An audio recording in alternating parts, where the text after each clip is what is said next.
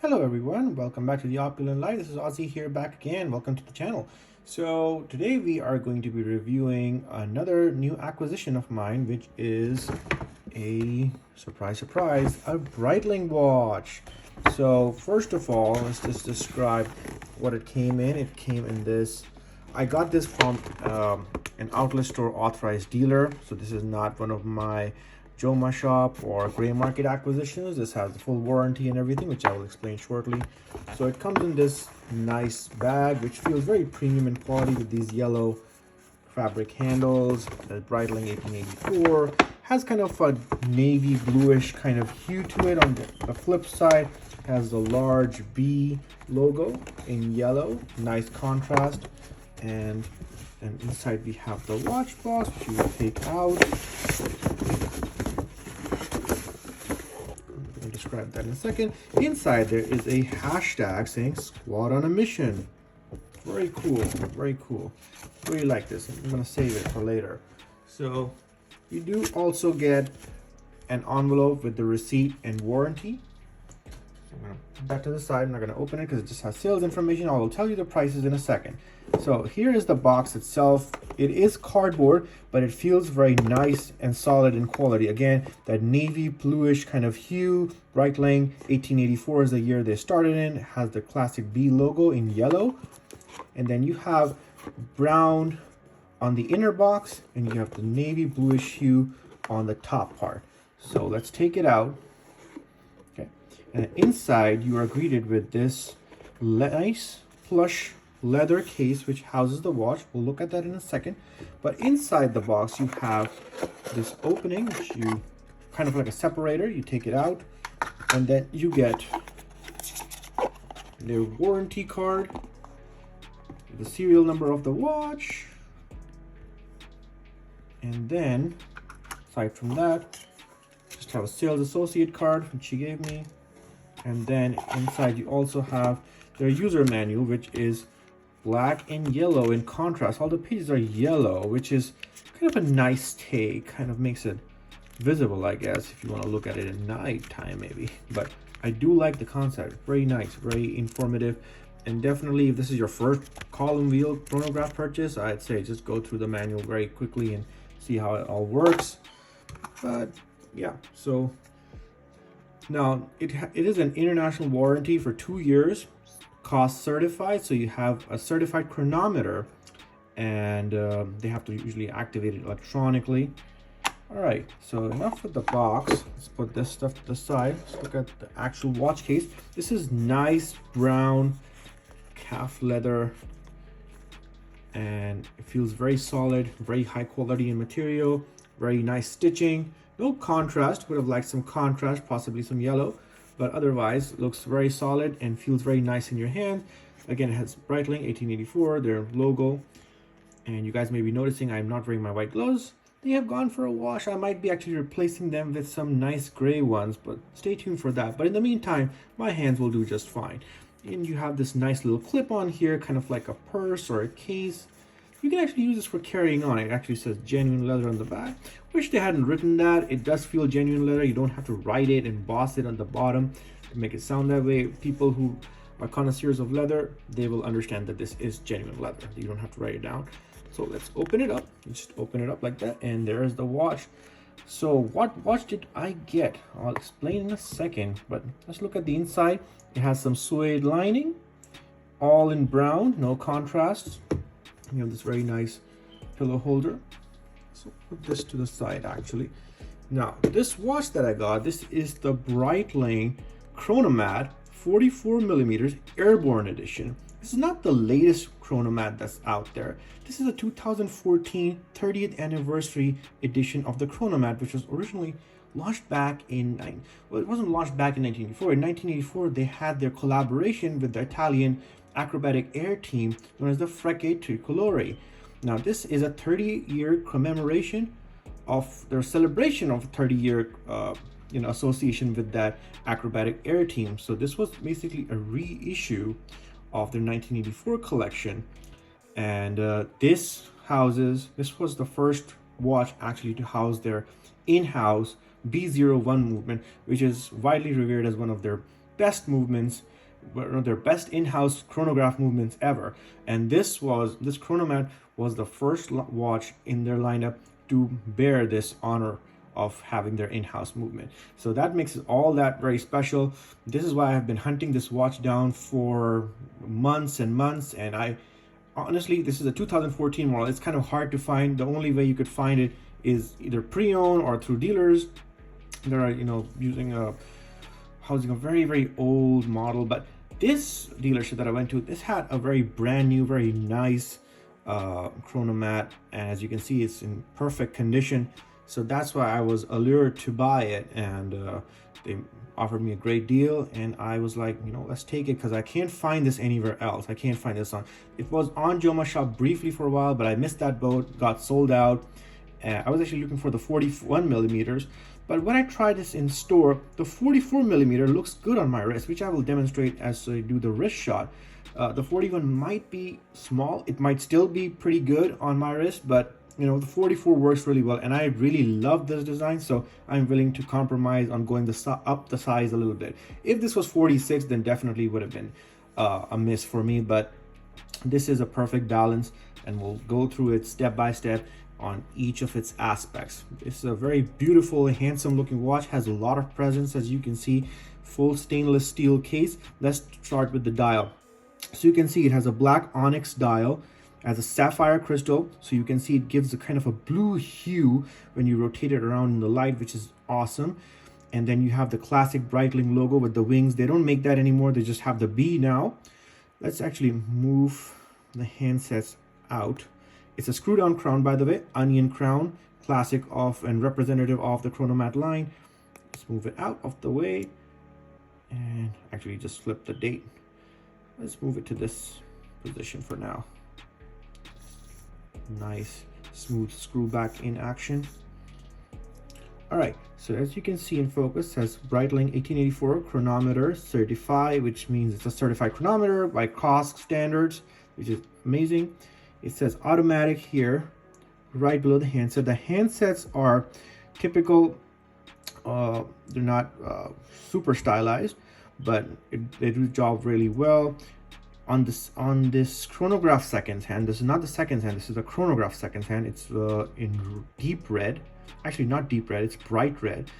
On the other hand of that chronograph hand, you can see the B logo. I'm hoping you can find this in focus. Yeah, if you can see the B logo, that is at the other end of the chronograph hand, which is a nice touch. You have 3 sub dials. The sub dial on the left side is your running seconds. Sub dial at the 6 o'clock position is your hour marker for the chronograph. The sub dial at the 3 o'clock position is your minutes marker for the chronograph. It's graduated from 0 to 30 minutes. The hours are from 0 to 12. And then this is your running seconds, as I just explained. Now you will notice that the indices are really nice, sharp aligned. And if I can get this in focus, which I'm unable to do so, let me try the high focus. There you go. All right, now, that looks so much better now. Okay, and by the way, I'm filming this on the new iPhone 12 Pro Max, so you can see it has a lot more detail to it and much easier to film. So now you can see the B is now much more clearer, and you can see that there is a lot going on in the dial actually. The indices are nice, sharp, with a metal finish, stainless steel finish. I'm not sure if they're rhodium plated or not, but they certainly look like that. They have faux patina, what is kind of a controversial subject in the watch community. Some people love it, some people hate it. I actually don't think it's a bad deal. I mean, it kind of gives it a vintage vibe, but people say that it's not authentic. It's not giving you an authentic vintage vibe, because there's authentic vintage watches out there that give you the same feel. I'm like, I go for the style, and I like the style on this one, so I don't really care what those folks are saying. I love this. It looks really badass. So that being said, I honestly don't find any problems with it. It is lined with Super Luminova, which we're going to test out in a bit. And as you can see, the Rayhot has a tachymeter scale. It is graduated in 2 parts. There's the top, and then there's one that's right below it. The top part is a tachymeter graduate from starting from 0 to 60, and I'm assuming that's basically the miles per hour. And then right below that, there is a 0 to 100 marker as well for the tachymeter. So you have two tachymeter scales, whichever one you want to use. I'm not sure if which one of these is miles per hour, which one is kilometer. I'm assuming the bottom one is kilometer per hour and the top one is miles per hour. But if I'm wrong about that, do write in the comment section and let me know if I made a mistake. As you can see, there's a lot. This chronograph allows for a lot of precision, so there's a lot of markers in there, so you won't be able to miss even a fraction of a second. It seems like. Now, the date is at the 4:30 position, nicely aligned, nicely centered. 4:30 is not my favorite position for a date, but they've done it very tastefully, and I really like that. What else? So it is a matte finish dial. There's no sunray effect. There is no other embellishments on there. I don't see any additional details. You can see the automatic is kind of written where the handsets are in an italic font. The Breitling itself is written in a straight font, which is kind of the classic font. And the movement is biting at 28,800 VPH, the V01 column wheel actuated chronograph movement. To activate the column wheel, so you see these pushers here, they are actually screw down pushers. So you have to unscrew it in order to activate them. So there you go. So you press the top one to activate the chronograph. As you can see, column wheel smooth actuation. It is not as soft as the Tag Heuer Monaco pusher, but it is very solid feeling, which is a nice sign of quality.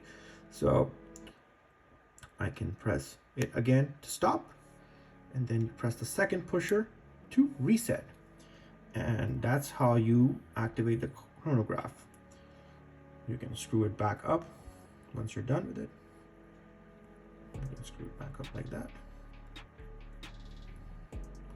All right, so that is how the chronograph works. And then the date, I believe, is quick set. Let's check it out. So push it out one position, move it clockwise. You can see it's a quick set date. Easily changes. Second position, moves the hands out.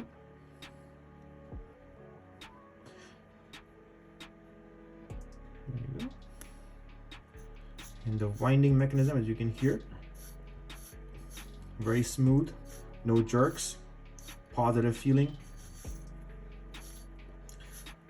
The screw down crown enables 500 meters of water resistance, which is very, very good. It's probably the best water resistance I've had since my Omega and Omega Seamaster and Longines Hydro Conquest, which are both 300 meters.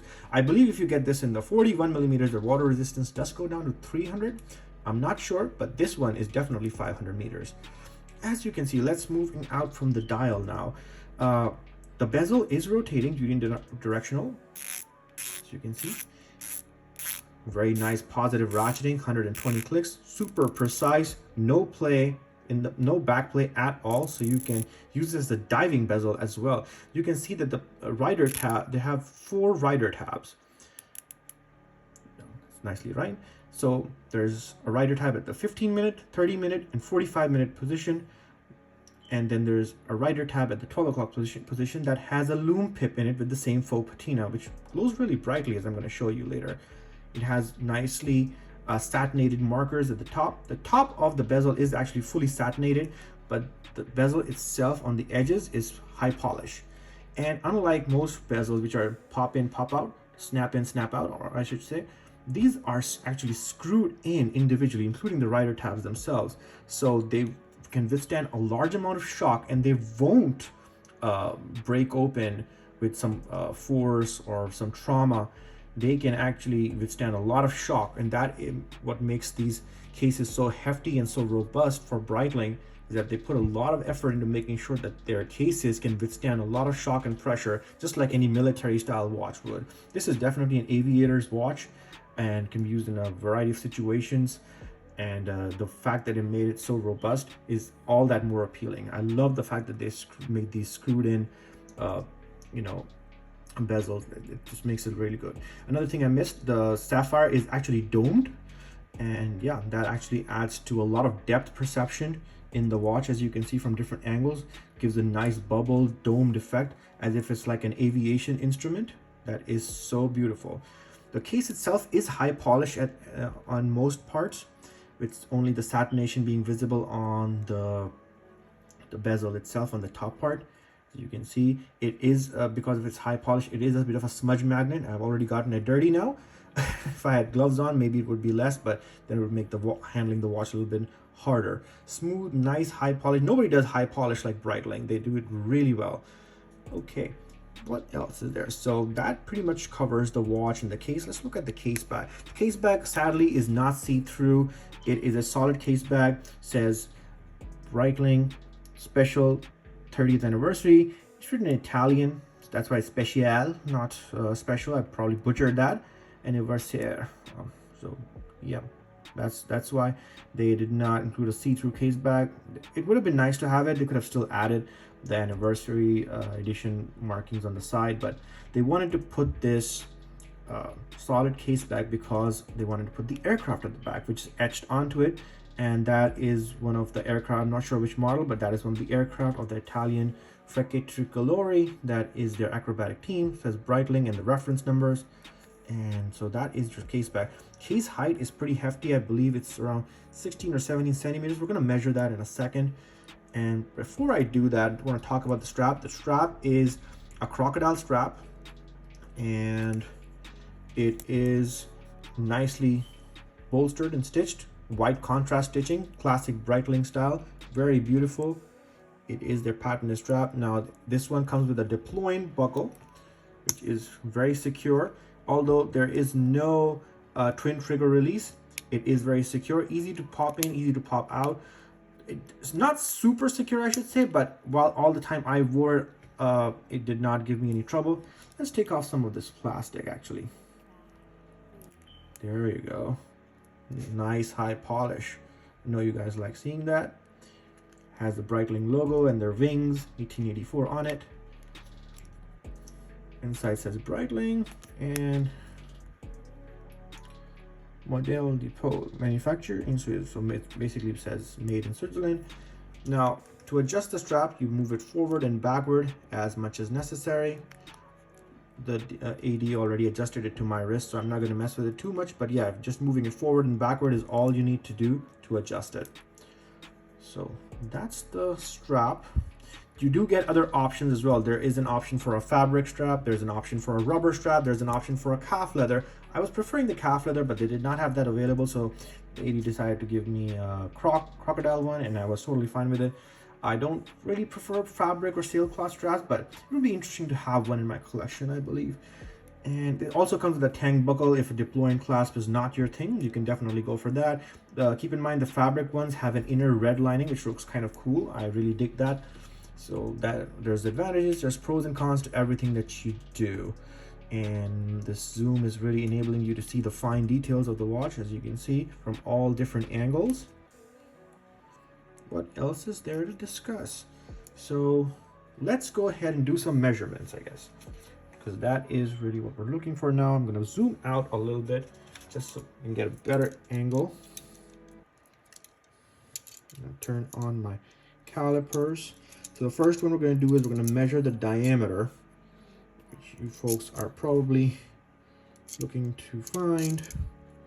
We're going to measure, excluding the crown. Let's see what number we can come up with. Okay, that looks like an accurate one. 43.98, accurate to the dot, 44 millimeters almost. All right, let's look at the case height. So we gotta be careful.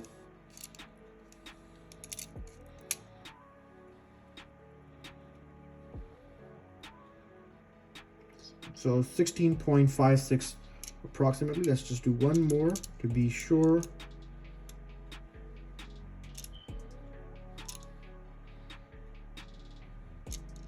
Actually 17 millimeters.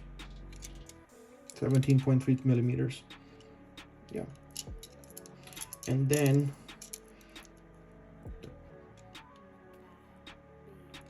this is coming out to be the strap width. Let's do this first actually. The strap width is 21.49 millimeters.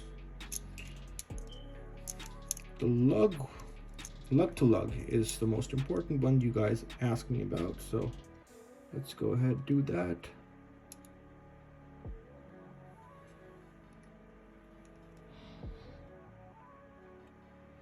.53 millimeters, right at the edge of what I prefer.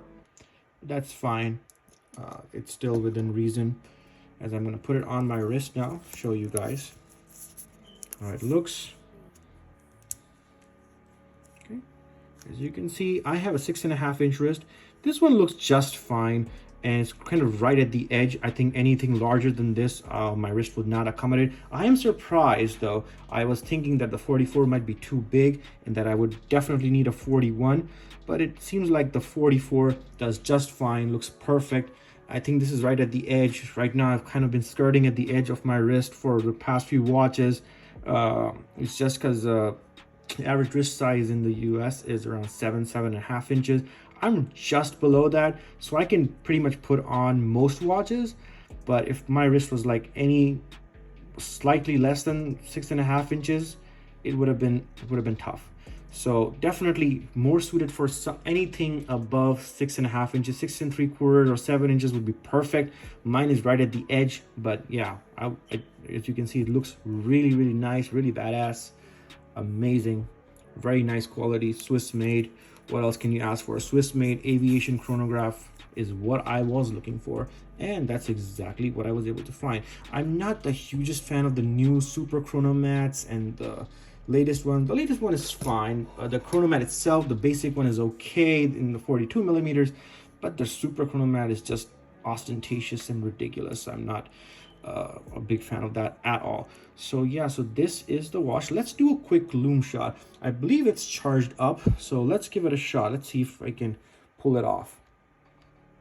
Ooh, so you can see it is glowing really brightly, and I didn't even charge it up with a flashlight or anything. You can see it has a green super luminova, the lume pip, the handset, everything is lighted up very nicely, very brightly. So passes that test with flying colors. Yeah, no pun intended. So yeah, so that is the Breitling Chronomat 44. What else is there to talk about? 346 parts, and yeah, that is a precision built instrument. 70-hour power reserve with their B01 movement, and as you can see, it is, I already discussed the water resistance.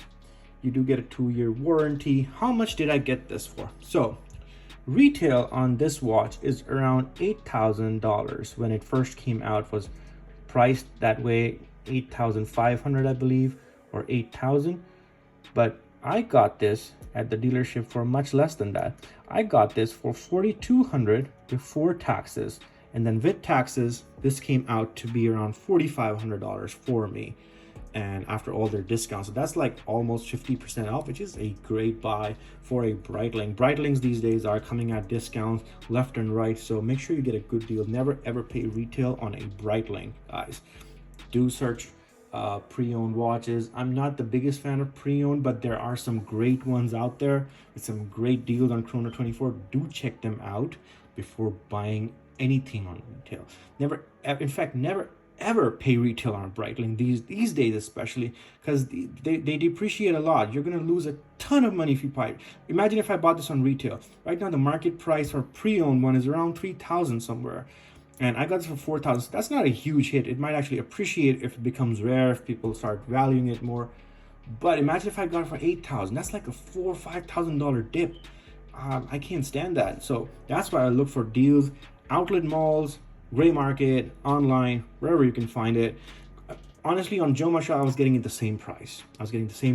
But I missed the boat on that. But hey, look what happened. Instead, I got it for the same price with the certified warranty. So that's really the way to go, guys, especially for Breitlings. Rolex, I can understand you gotta pay above retail to actually get one these days. It's near impossible to buy one at retail, and pre-owned market, otherwise you go for pre-owned market, and pre-owned market is going insane with those watches. But Breitling is not in that category, so, and it's a great watch. So watch collectors like you and me, we are all set for deals on this brand. All right, so now we're gonna put it through our rating system and see what this comes out to be. That was the unboxing and review of this Breitling Chronomat 44mm Airborne edition. Hope you guys enjoyed the review. Please like, share, and subscribe, and stay tuned for more content coming your way. Take care. Have a good day.